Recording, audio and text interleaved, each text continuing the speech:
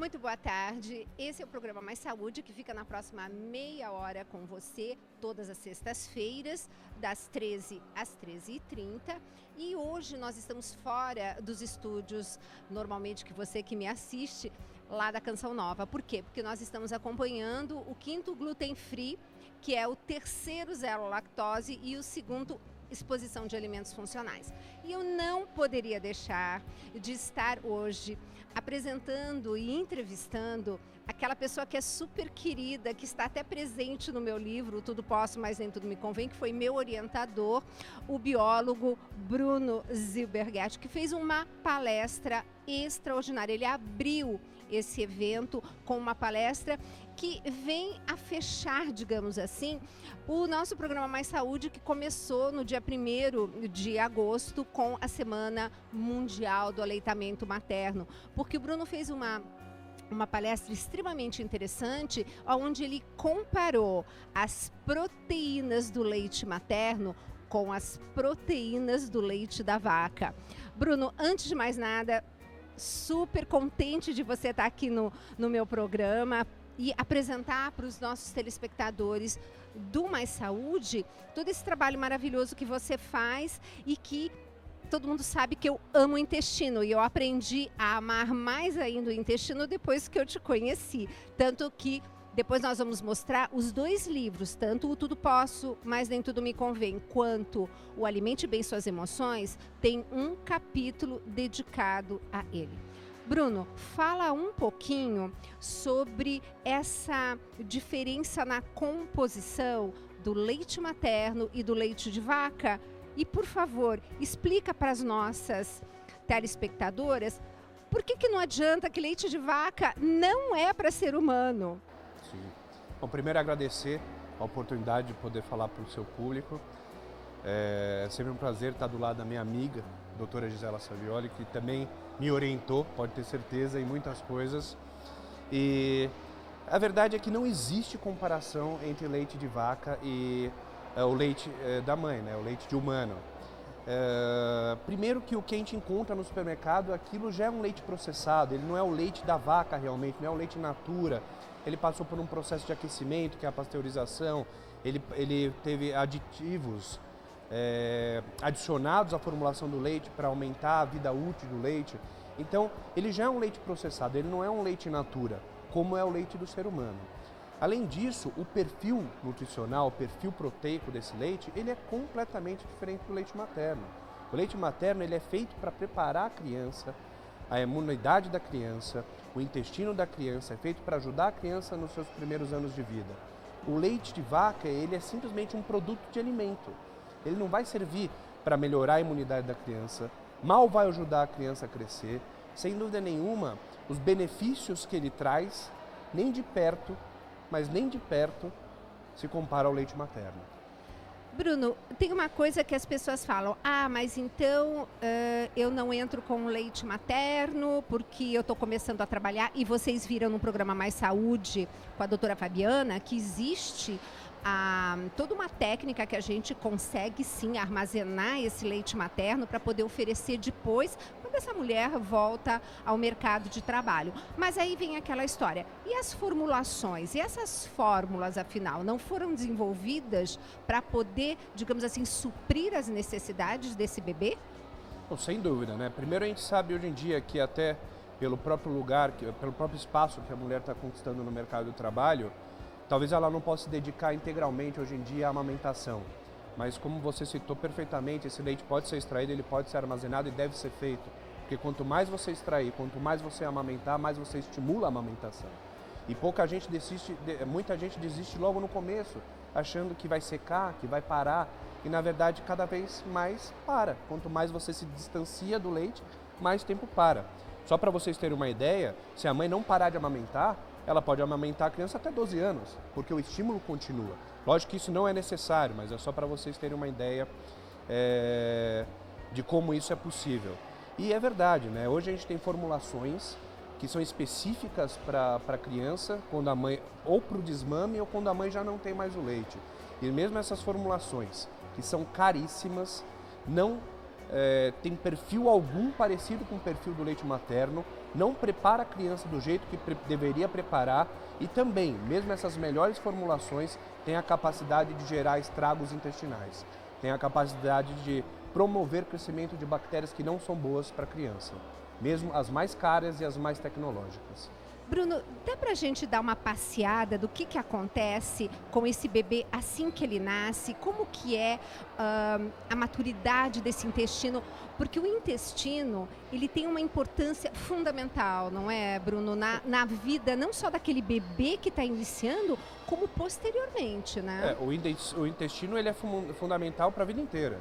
O intestino é a porta de entrada de tudo que a gente tem em contato com o meio ambiente. Toda alimentação entra em contato com o intestino. Ar entra em contato com o intestino. O intestino é a maior área de contato com o mundo, né? Então, seja uma criança recém-nascida ou um idoso, sem dúvida nenhuma, um dos órgãos que deve se dar mais atenção é o intestino. Porque todos os órgãos vêm depois do intestino. E se o intestino não estiver bom, todos os órgãos que vêm depois dele também vão estar prejudicados, né? No caso de uma criança que ela nasce com um peso e em menos de um mês ela já duplicou, triplicou esse peso, isso também serve para os órgãos dela. Os órgãos cresceram, os órgãos estão atingindo a maturidade, estão amadurecendo. E esta fase da vida, do amadurecimento orgânico, é fundamental para definir a saúde para o resto da vida daquele indivíduo. Então, se você não der atenção que o intestino merece, quando uma criança nasce, isso não é só a amamentação, e sim toda a preocupação com os sinais e sintomas que essa criança traz para você, esse prejuízo pode se tornar irreversível no futuro. Toda a formação imunológica, todo o processo digestivo, ele é definido logo no começo da vida. Uma criança, ela nasce com o intestino não totalmente formado. Sabe-se que até 24 meses depois, esse intestino acontece o amadurecimento desse intestino. Então, nesse período de amadurecimento, a alimentação tem que ser a mais natural para essa criança, tem que ser a alimentação necessária para que esse desenvolvimento ocorra de forma saudável, o que não está acontecendo em mais de 95% dos casos. Hoje já se introduz alimentos processados, fórmulas, porque acredita que isso seja prático, mas quando você faz algo prático que prejudica a saúde, não é nem um pouco prático, ele é patogênico ou patológico, né? Então essas metodologias fazem com que a vida da mulher seja prática, mas do que a mulher que precisa trabalhar, ela vai conseguir chegar em casa, preparar o leite de uma mistura e dar para sua criança.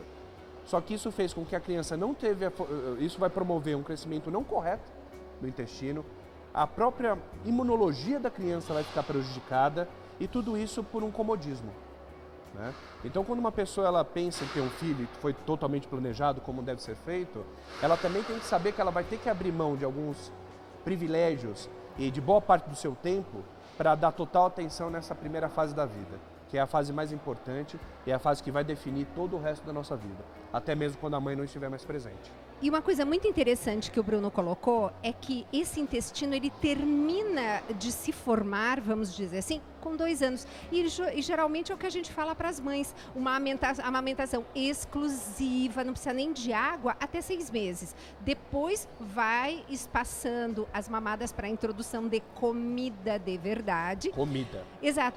E, na medida do possível, continuar esse aleitamento, até por um vínculo afetivo, até 2 anos, né? Isso que é muito interessante. Sem dúvida. Não só bom para a criança, como bom para a mãe, bom para o relacionamento entre mãe e filho.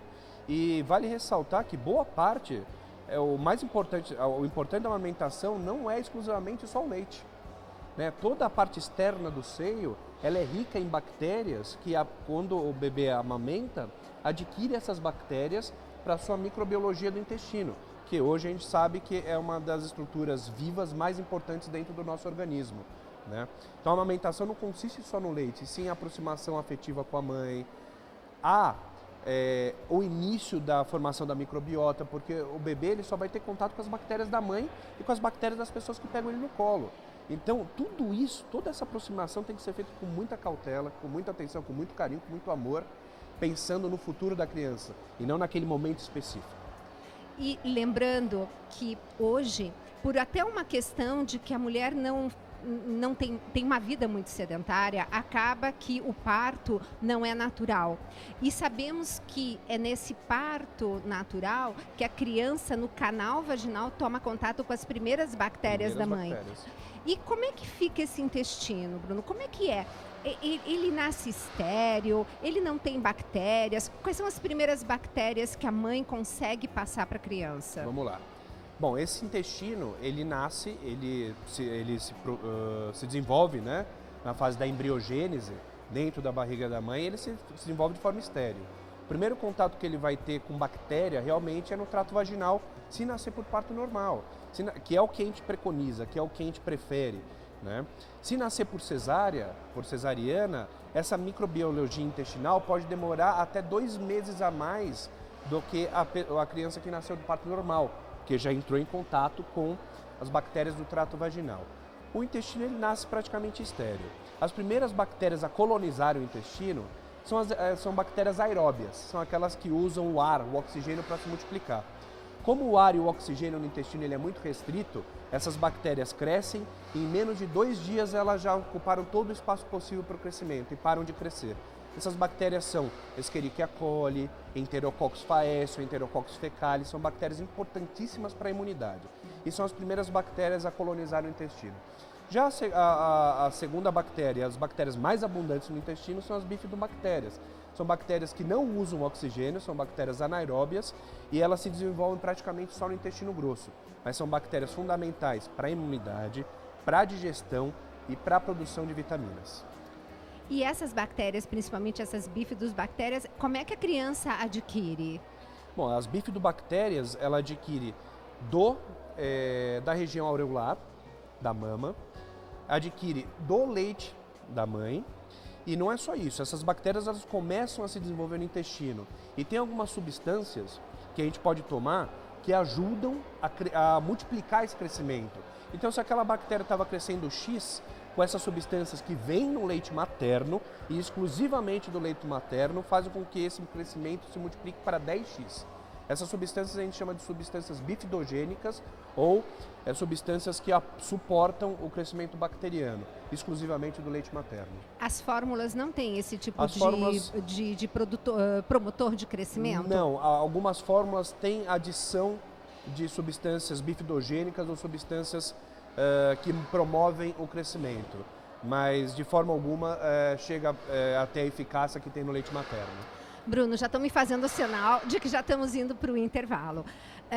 Você fique aí, porque esse programa é imperdível e se por acaso você conhece alguma gestante, alguma nutriz, essa mulher que está amamentando e se ela tem alguma dúvida, o quanto é importante tentar estabelecer essa amamentação o maior tempo possível, você pode estar acessando esse programa através do site maissaude.cançãonova.com. Mas a gente volta já com essa entrevista interessantíssima com o biólogo Bruno Zilbergelt.